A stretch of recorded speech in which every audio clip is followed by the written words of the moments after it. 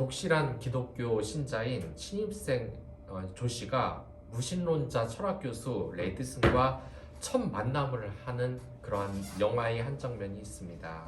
이 조 씨는 떨리는 마음으로 첫 강의 시간을 맞이하게 되지만 생각지 못한 위기에 빠져들게 됩니다. 그것은 대단한 이 카리스마를 지닌 레디슨 교수가 종이를 나눠주며 자신의 수업을 듣는 학생들에게 신은 죽었다라고 쓰는 것을 강요한 것입니다. 이 기독교인은 조 씨는 그 요구를 받아들이지 않고 레디슨 교수의 말에 반기를 들고 맙니다. 그래서 이 레디슨 교수는 신이 죽었다는 것을 인정하지 못한다면 이곳에서 하나님의 존재를 증명해 보이라는 논제로 시작을 합니다. 그래서 이 두 사람은 결국 이 하나님이 있는 것인가, 세상에서 존재하는 것인가, 그렇지 않는 것인가에 대해서 토론을 하는 장면으로 시작을 합니다. 이게 영화뿐만이 아니라 우리들의 이 현실도 아니겠습니까? 이 극 중에는 이러한 말을 합니다.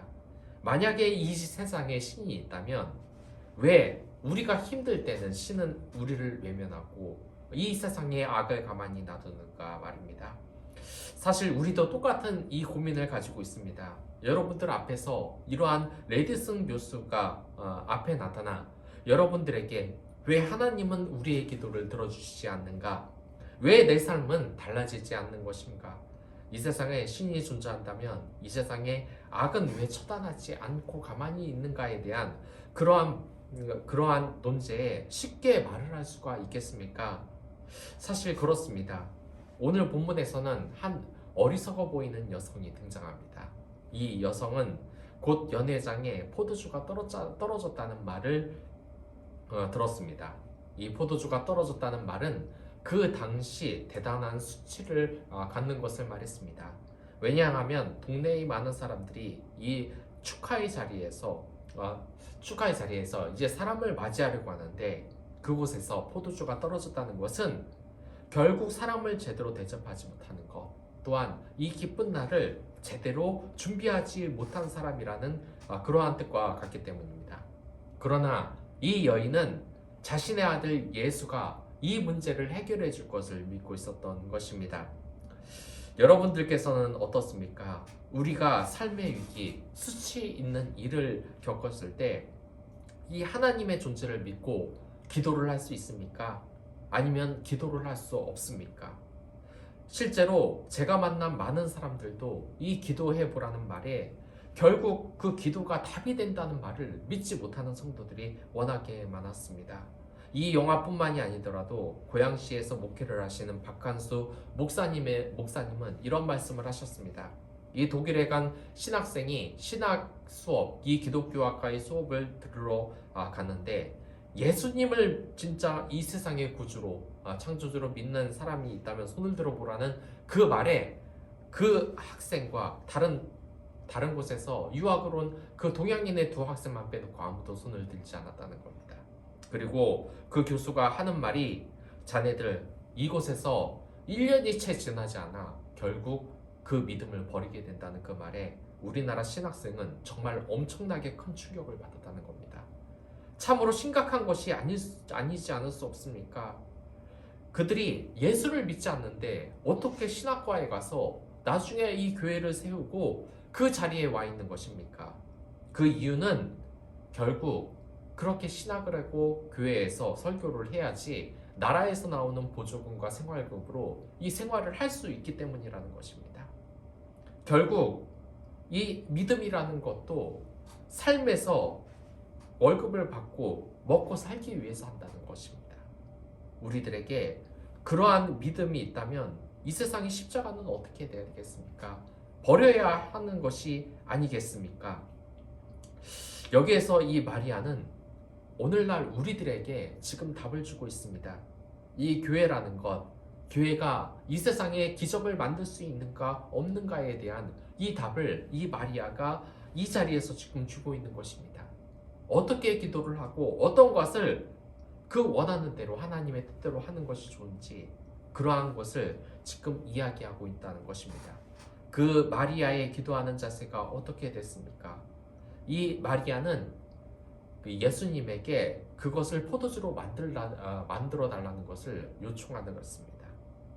인간적으로 측면을 보면은 이 마리아는 어떻게 됐습니까? 자신의 아들을 예수 그리스도로 믿고 그 자리에서 예수님에게 자신의 기도를 드린 것입니다. 기도란 것은 눈 감고 하는 것이 아닙니다. 눈 감고 하는 것이 아니라 하나님에게 하는 것입니다. 이 마리아의 기도의 자세는 잘못된 것이 아닙니다. 우리도 마찬가지입니다. 왜 우리가 눈 감고 기도를 합니까? 그것은 이 세상에 다른 것을 차단하고 오로지 성령님으로 인하여서 예수님을 만나기 위해 그러한 것이 아니겠습니까? 그렇기 때문에 우리는 눈을 감고 기도하는 것입니다. 어떤 사람들은 말합니다. 기도야, 그냥 이제 코로나도 유행인데 집에서 하는 것이 좋지 않냐? 하지만 그게 아니라는 겁니다. 왜 그곳에 가겠습니까? 어느 날 어머니는 제가 10살 때 우리 세 아들을 데리고 오락실에 간 적이 있습니다. 왜 오락실에 갔겠습니까? 그것은 우리 형이 공부하기 위해서였습니다. 왜냐? 우리 형이 그때 그 오락실 가면 공부를 할 수 있다는 겁니다. 거기에 가니까 이 상식 퀴즈를 내는 이 오락실이 있다는 겁니다. 오락기가 하나 있다는 겁니다.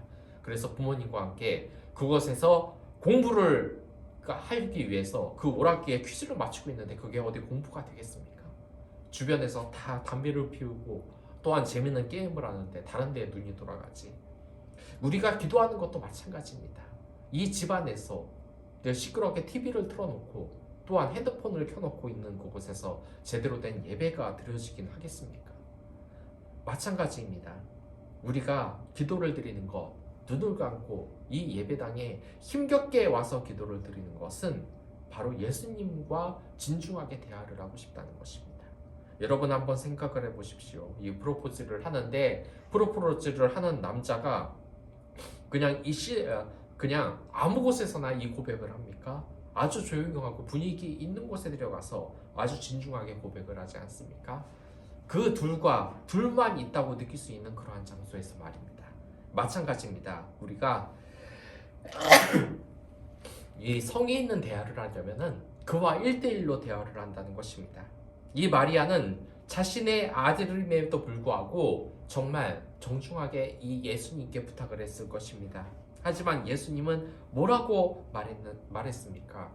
이 여자의 부탁을 정중하게 거절하듯이 이야기를 합니다. 그리고서 여자여, 내가 이것을 어떻게 할 수 있겠냐고, 아직은 때가 아니라는 말을 했습니다. 우리 같으면 어떻겠습니까? 여러분들 기도 요청을 거절당한 본 적이 있으십니까? 저도 수없이 거절 많이 당해봤습니다. 그 거절 가운데 반응은 두 가지로 나눌 수 있을 것입니다. 첫 번째는 이제 이 세상엔 신이 없다. 하나님이 있으면은 내 기도를 이렇게 무시할 리가 없다. 아니면은 하나님은 있는데 결국 내 편이 아니신 분이다. 그리고 두 번째는 계속해서 갈구를 하는 것입니다. 내가 기도의 방법이 잘못되진 않았나? 혹시 내 태도에 문제가 있지 않았나? 내가 하나님의 기도가 닿지 않도록 행동하고 생각하지는 않았나? 이러한 부류들이 있다는 것입니다.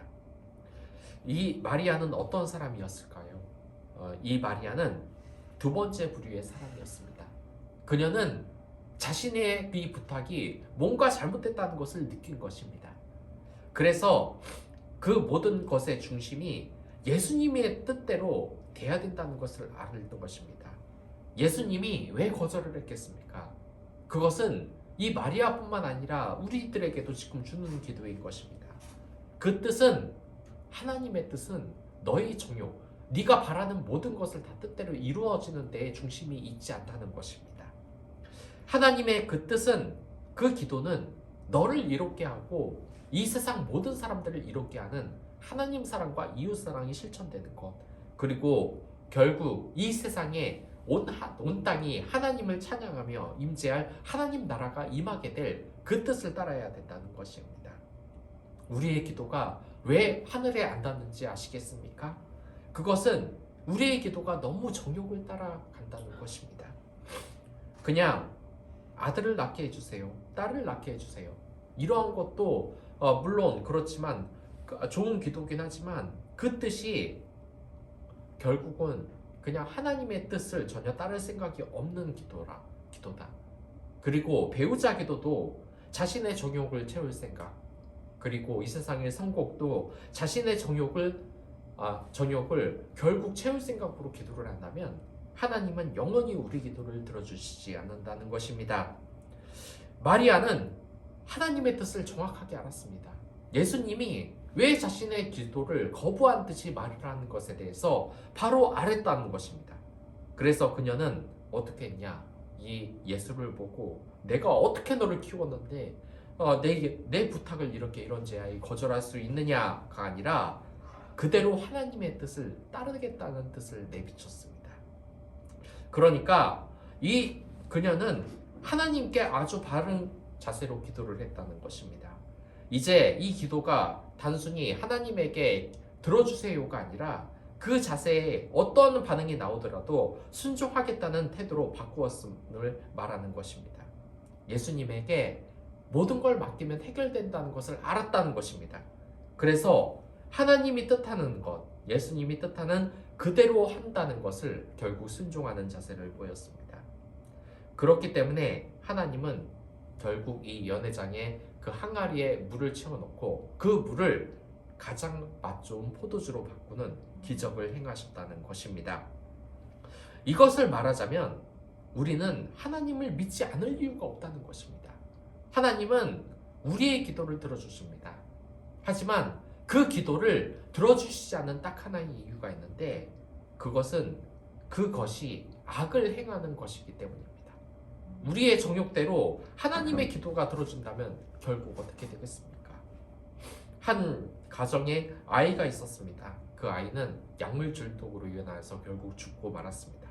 하지만 그 아이가 약물 중독으로 죽은 이유가 무엇입니까? 그것은 그들의 부모님이 방관했기 때문입니다. 약을 하는데도 아이가 그것을 원하기 때문에 계속 약을 줬기 때문입니다. 결국 약에 중독된 이 자녀는 죽고 말았습니다. 한 아이가 있습니다. 그 아이가 운전을 하고 싶다고 합니다. 부모님은 운전을 하고 싶다는 그 아들의 요청을 거부하지 못하고 결국 운전을 시켰다가 그 아이는 사망하게 됩니다. 어떤 것이 옳은 것입니까? 우리가 우리의 정욕대로 나가면 그것은 결국 패망의 길이 되고 만다는 것입니다. 하나님이 우리의 정욕의 기도를 다 들어주시면은 그것은 결국 패망의 길이 된다는 것입니다. 그것을 알기 때문에 하나님은 우리의 기도를 들어주시지 않는 겁니다. 옆집 잘 사는 동네 친구 아들을 죽여주세요 하는 기도를 하나님께서 들어주실 리가 있겠습니까? 우리가 더 부자로서 떵떵거리고 살고 싶다고 부자 좋은 대학에 가게 해주세요. 아들 좋은 대학에 가게 해주세요. 내가 부자와 결혼을 해주세요 같은 그러한 악한 기도를 하나님이 들어주시겠습니까? 다만 하나님께서는 그러한 결과로서 우리가 부를 갖게 된다면 그것을 하나님 사랑과 이웃 사랑을 위해서 선한 곳에 쓰고 하나님의 왕국을 하나님의 나라를 세운 때에 뜻이 있다고 믿을 그때에 결국 그렇게 된다는 겁니다. 생각해 보시기 바랍니다. 이 세상에 어떤 한 사람이 옵니다. 제가 영화를 한 장면 봤는데 그 사람은 평생 양아치를 벗어나지 못하는 사람입니다. 그 양아치가 옆에 와서 말합니다. 김마담, 나에게 1억만 달라니까 내가 10배는 불려서 돌아줄게. 한 번만 믿어보자니까. 여러분이면 믿겠습니까? 우리의 상태가 그렇다 그러면은 하나님은 믿고 맡길 수가 없다는 것입니다. 하지만 정말 진중하게 사업에 준비가 되는 사람이 있다면 어떤 부모가 자식에게 돈을 안 주겠습니까? 그에게 100만 원, 10억, 1000억, 만억 그러한 돈도 아낌없이 빌려주는 것이 아니겠습니까? 하나님도 아시는 겁니다. 그때를 아시는 것입니다. 결국 우리가 기뻐할 일을 아시고 예비하시고 준비하시는 것입니다. 오늘 본문에 그 뜻이 있습니다. 결국 하나님의 말씀을 믿은 그 연회장은 어떻게 됐습니까? 예수님을 믿은 그 자리는 어떻게 됐습니까? 연회장은 최고의 이 포도주를 맛보고 너무나 놀랐습니다. 그래서 신랑까지 불렀습니다. 이렇게 맛있는 포도주는 전해 본 적이 없다는 것입니다. 그 정도로 놀라웠기 때문입니다. 이 연회장에 참석한 손님들도 놀랐습니다. 내가 정말 이런 집은 처음 봤다. 보통은 좋은 포도주를 내오고 나중에 맛이 없는 포도주를 내었는데 이곳은 왜 좋은 포도주를 나중에 남겼는가? 결국 이렇지 않습니까? 저 또한 이런 것을 사회생활을 통해서 많이 느꼈습니다. 우리가 사회생활을 하면 어떻게 됩니까? 처음에는 고생 좀 했다고 이 소갈비부터 나오는 장면을 저는 봤습니다. 근데 어느 정도 먹다 보면은 결국 돼지갈비를 시키게 됩니다. 왜냐? 예산을 초과하게 되니까. 근데 하나님 나라는 이렇지 않다는 겁니다. 처음도 소갈비요, 끝에도 소갈비요. 처음엔 돼지갈비일 줄 몰라도 뒤는 소갈비. 이것도 마찬가지입니다. 결국 지금 본문은 하나님 나라가 어떤 곳인지 이야기를 하는데 우리의 처음은 미약할지 모르나 그 끝은 창대하다는 것입니다. 우리가 이 세상을 살아가는 동안 이 그리스도인이 세상에서 고통을 받을 때가 얼마나 많습니까? 이 하나님의 연단을 받을 때가 있다는 것입니다. 왜 연단을 받는 것입니까? 두들기고 맞고 시련을 받아야만 우리가 성장할 수 있고 하나님의 그 놀라운 은혜를 기뻐하면서 영원한 그곳에서 살 수 있기 때문입니다. 이곳에서도 그렇습니다. 잔치집에서 처음에는 좋지 못했습니다. 처음에는 평범한 포도주가 나아갔지만 그 끝에는 아주 맛있는 포도주가 나왔습니다. 이것은 바로 장차올 하나님 나라가 어떠한 곳인지 이야기를 하는 것입니다. 제가 설교를 하면은 그 성도들 중에서는 이런 생각을 가지신 분들도 있었습니다. 그렇게 하나님 나라를 정말 원하고 원했던 그 사람들 다 어떻게 됐습니까? 12제자들은 다 어떻게 됐습니까? 사도 요한을 빼놓고는 전부 다 끔찍하게 순교를 당하지 않았습니까? 정말 끔찍한 죽음을 맞이하지 않았습니까? 바울 또한 결국 네로 황제에 의해서 끔찍하게 죽지 않았습니까? 화형을 당하지 않았습니까? 그러나 그렇지 않다는 것입니다. 하나님의 뜻을 행하려면은 결국 고통 중에 세상의 이 가치관과 부딪힐 줄 모르고 시련을 당하게 될지는 모르지만 그 끝은 잔치집이 된다는 것입니다. 우리에게 복이 온다는 것입니다. 하나님은 우리가 기뻐할 모든 일을 결정하시는 분입니다. 예수님은 말하셨습니다. 마리아가 말할 때 여자여 이 일이 내게는 무슨 일이일까? 이 말이 냉정하게 들으십니까? 그러나 이 말은 그러한 뜻이 아닌 것입니다. 하나님께서는 온정주의를 타파하시고 이 세상의 모든 것을 사랑하겠다는 뜻을 말하는 것입니다. 저는 이 예전에 20년 때 참 힘든 직장을 다닌 적이 있습니다. 그때 왜 힘들었냐? 그 직장의 회사장이 제대로 사장이 월급을 주지 않았기 때문입니다. 근데 그때 제가 20세 때 무슨 제대로 바른 말을 하는 사람이 있겠습니까? 그 사람은 월급을 주지 않는다면서 항의하는 이 사원들에게 말을 듣고서 제 앞에 나와서 뭐라 그랬는지 아십니까? 월급을 주지 않는 자기가 힘들지 월급을 못 받은 직원들이 힘들다는 게 아닙니다.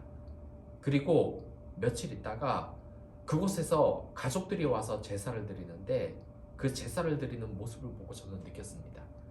아, 이곳은 더 이상 내가 다닐 곳이 아니구나. 이 사람들 자기 가족들을 위해서만 제사를 드리고 여기 일하는 직원들을 위해서는 조금 더 제사를 드리지 않는구나. 나와는 전혀 상관이 없는 사람이구나.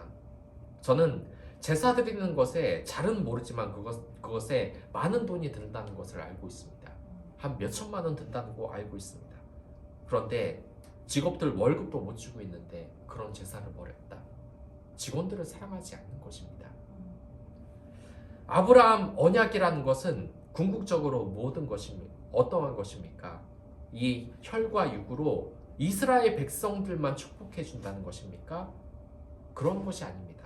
이 아브라함 언약이라는 것은 땅의 모든 족속을 목표로 삼고 있다는 것을 여러분들 아셔야 됩니다. 언젠가 이 신문에 게재된 이 기사에 이런 말이 나왔습니다. 한 목사님이 말씀하셨는데 가장 튼튼한 울타리는 가족이라는 글이었습니다. 그 기사 밑에는 길가에 쓰러져 자고 있는 사람의 모습이 담겨져 있는 사진과 가족의 따뜻함을 그리워하게 만드는 기사였습니다. 이 목사님은 말합니다. 이처럼 위험한 기사가 없다고 말입니다. 이것은 자신의 가족만이 자신의 안식처와 위로라는 메시지를 담고 있습니다. 그런데 이것이 정말 무서운 메시지라는 것입니다. 결국 내 이웃이 있는 이 사회는 나와 사회에 있는 내 이웃, 불우한 내 이웃은 관계가 없는 사람이고 혈과 육으로 이어진 사람들만 결국 내 안식처와 위로라는 것입니다. 잘못된 기사라는 것은 그곳에서 그 가장 길가에 쓰러져 있는 이 사람들도 가족이라고 생각하지 못하는 우리 사회의 무서움이라는 겁니다. 그런데 여기 예수님은 지금 말하는 겁니다. 온정주의를 타파하는 것입니다. 여자여, 내가 그것이 나와 무슨 상관입니까? 가족의 일을 최선으로 두는 것이 아니라 이 예수님께서는 이 세상의 모든 사람을 자신의 가족으로 생각하고 말하는 것입니다. 여자여, 이것이 나와 무슨 상관입니까? 나는 당신의 아들이 아니라 이 세상의 하나님이다. 이 세상의 모든 사람을 위하여서 있는 하나님이다라고 말하는 것입니다. 우리는 어떻습니까? 이 교회라는 곳에서 정말 잘못된 기도를 하지 않았습니까? 가족주의, 가족 이기주의, 내 아들만 잘 되면 된다, 내 딸만 잘 되면 된다, 내 결혼만 잘 되면 된다, 이러지 않았습니까? 우리의 기도가 이를 벗어나지 못한다면은 결국 이 세상에 하나님의 잔치가 임하지 못한다는 것입니다. 생각을 해보면은 이 교회의 목사님들이 늘 어떻습니까? 우리 지역을 위하여서, 대한민국을 위하여서, 세계를 위하여서 기도하라고 하지 않습니까? 그 뜻을 만약 모르셨다는 분이 있다면 이제부터 기도하시기 바랍니다. 이 세상에 하나님 나라가 임하고 이 세상의 모든 사람이 하나님의 축복을 받기 위해서 기도하라는 것입니다. 그것이 이러한 잔치집을 만들 수 있는 기도라는 것입니다. 그렇기 때문에 우리는 이 세상을 바로 만들 것이 있다는 것입니다.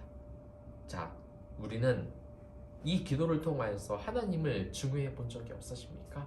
아까 전에 말했던 이 신이 죽었다라는 메디슨 교수는 끝까지 말을 하고 있습니다. 하나님을 왜 이리 증오하냐 그러니까 하나님은 나에게 증오의 대상이니까 라고 합니다. 그 학생은 말합니다. 존재하지도 않는 하나님을 증오할 수 있을까요? 그러자 그 교수는 말을 하지 않습니다. 그리고 그 학생은 더 이상 강요하지 않습니다. 왜냐? 하나님을 믿는다는 것, 우리가 하나님을 기도드린다는 것은 강요가 아니고 우리의 몫입니다. 우리가 이 세상에서 하나님의 뜻대로 살고 이 세상을 잔치집으로 만들지 아니면 진정한 믿음을 버리고 더 이상 기도하지 않을 것은 우리의 자유라는 것입니다. 저는 분명하게 말씀드립니다. 여러분들이 주변을 잔치집으로 만들어 달라는 것입니다. 이 하버드에 있었던 이 학생은 얼마나 힘들었겠습니까? 자신의 믿음을 지키느냐고 얼마나 고통스러웠습니까? 결국 이 교수와 이 졸업, 로스쿨에 가냐 마나야 한 그 상황에서도 굴하지 않는 것, 너무나 과장됐다고 느끼십니까? 여러분들, 저나 늘 이러한 곳에 살고 있지 않습니까? 믿음을 지키기 위해서는 뭔가를 포기해야 된다는 것. 그 믿음을 위하여서 술 한잔하면서 유흥가에 간다는 그 유혹을 벗어나야 된다는 것. 선배의 술을 거절해야 된다는 것. 단순히 그것뿐만이 아니라 주변 사람들에게 모범이 돼야 된다는 것. 그러나 저는 분명하게 말씀드립니다. 여러분들 그것을 감당하시기 바랍니다. 제가 왜 이 말씀을 드리냐? 그것은 우리를 옥매이는 족쇄가 아니라 환희이기 때문입니다. 쾌락이고 기쁨이기 때문입니다. 이 의미를 진정으로 깨닫느냐 못하느냐에 따라서 진정한 그리스도인이 될 수 있고 그렇지 않을 수 있다는 겁니다. 바로 우리의 사명은 여기 있는 이 마리아처럼 주변을 잔치집으로 만드는 기도로서 이 세상을 바꿔야 된다는 것입니다. 저는 지금도 일을 하고 있습니다. 이 가정교회를 세워나가면서 이 벌이 때문에 물론 나가게 된다는 것입니다. 그곳에서 계속 일을 한 달 동안 하게 되니까 한 분이 저에게 말을 걸어오는 겁니다. 그분 인상은 조금 무섭기는 했습니다. 근데 예전 같으면 분명히 피했겠지만 저도 모르게 이 기도 생활을 하면서 뻣뻣하던 제 얼굴이 바뀌었습니다. 부족한 저에게도 성령님이 임하셔서 그 사람과 웃고 친하게 대화할 수 있게 해주셨다는 것입니다. 그러니까 그 사람과 자주 이야기를 하게 되면서 그러다 보니까 이 힘든 일도 점점 위로를 받고 그 사람과 이야기를 하면서 점점 좋은 이야기를 많이 하게 된다는 것입니다. 그리고 한 두 주가 지나니까 다른 사람이 또 말을 걸어왔습니다. 그리고 그 사람과 또 웃는 얼굴도 같이 이야기를 하면서 여러 가지를 이야기하게 됐습니다. 전에 있었던 일, 그리고 지금 가정 상황, 그리고 끝나고 뭐 하느냐는 이야기 등 그렇게 친해지고 20대 남자 여자들과도 친해졌습니다. 그 사람들과도 여러 가지 이야기를 했습니다. 그러면서 점점 서로 위로의 말과 좋은 말을 해가니까 이 힘든 일도 전혀 힘들지 않게 되었습니다. 그러면서 일에 대한 가치관도 바뀌게 되었습니다. 결국 이 일에 있어서도 물론 성과도 중요하지만 이 사람과의 관계가 참 중요하구나. 그러고 보니까 어느샌가 저는 이 일하는데 더 이상 스트레스를 받지 않고 참 편하게 일하고 있다는 생각이 들었습니다. 왜냐? 서로 사람들이 축복의 말을 해주니까, 웃는 얼굴로 서로를 위로하면서 해주니까 어렵지를 않은 겁니다. 정말 그렇습니다. 아무리 힘든 일을 해도 서로 웃으면서 도와주면서 하니까 그랬다는 겁니다. 근데 그곳에서 오래 일하자 저는 한 가지 사실을 깨달았습니다. 제가 그곳에서 어느 날 이 계약직 하시는 분은 어떤 분을 엘리베이터에서 다시 봤습니다. 근데 그곳에서 그분은 참 웃음이 좋으신 분이었는데 그분이 그 핸드폰을 켜는 겁니다. 그런데 핸드폰을 켜면 어떻습니까? 이게 핸드폰을 하나 켜버리면은 내가 보고 싶지 않아도 그 화면을 보게 됩니다. 여러분들도 다 느끼셨을 겁니다. 그래서 저도 이 뒤에 있다가 우연찮게 그분 핸드폰에 있는 그 채팅창을 봤는데 그곳에서 지금 단체톡을 하시는 겁니다. 근데 그 카카오 단체 톡방 제목에 이렇게 써 있는 겁니다. 온누리 교회에 다니는 성도분이었다는 겁니다. 그리고 저는 그것을 보고 그 사람들의 공통점 하나를 봤는데 그 공통점 하나는 바로 이것이었습니다.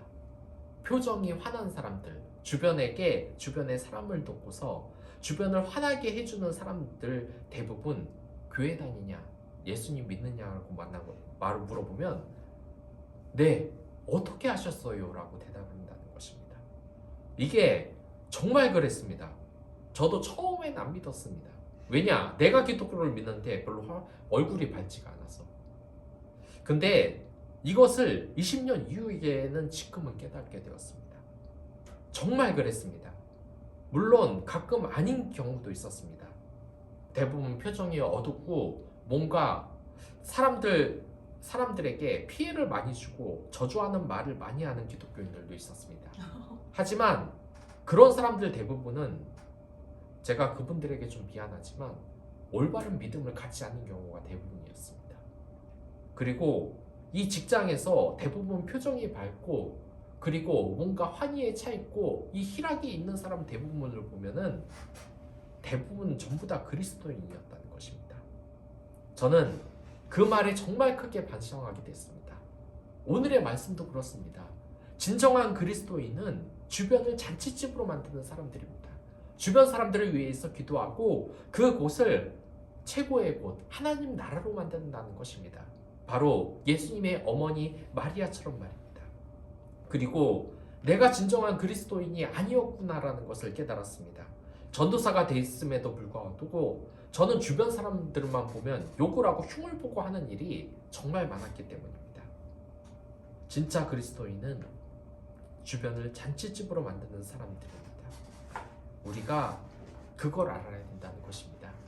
이제 내일부터 다시 시작입니다. 올 새해에는 여러분과 저 다 목표가 있습니다. 그것은 뭐냐면 주변을 잔치집으로 만들시라는 것입니다. 한번 주변을 환희에 찬 것으로 한번 말해보십시오. 저도 압니다. 이 직장 생활을 하면서 주변 사람들이 끼리끼리 모이면 100% 다 딴 사람 욕부터 하지 않습니까? 저 사람 오늘 무슨 실수를 했대. 저 사람 일 잘 못한다. 수근수근 거리지만 그러면 여러분들의 곳이 잔치집이 될 수 없습니다. 여러분들 웃는 얼굴을 만들어 달라고 기도하시기 바랍니다. 저 사람들에게 기쁨이 있게 해달라고 기도해 주시기 바랍니다. 그 사람에게 칭찬할 거리를 말하시기 바랍니다. 어떤 칭찬을 해야 되느냐? 구체적으로 말하십시오. 사원님 때문에, 당신이 있기 때문에 내가 이곳에서 정말 좋다. 당신이 있기 때문에 우리의 이 분위기, 우리 공동체 분위기가 너무 좋다. 당신이 만들어준 그러한 힘든 일, 또한 힘든 일을 해결하는 그러한 성실함 때문에 내가 정말 너무 편했다라고 한마디만 해보십시오. 주변이 정말 잔치집처럼 변합니다. 이 주변을 잔치집처럼 만들면서 새해에는 이 공동체를 하나님 나라로 만들어 보시는 것은 어떻겠습니까? 그럼 다 같이 기도하도록 하겠습니다.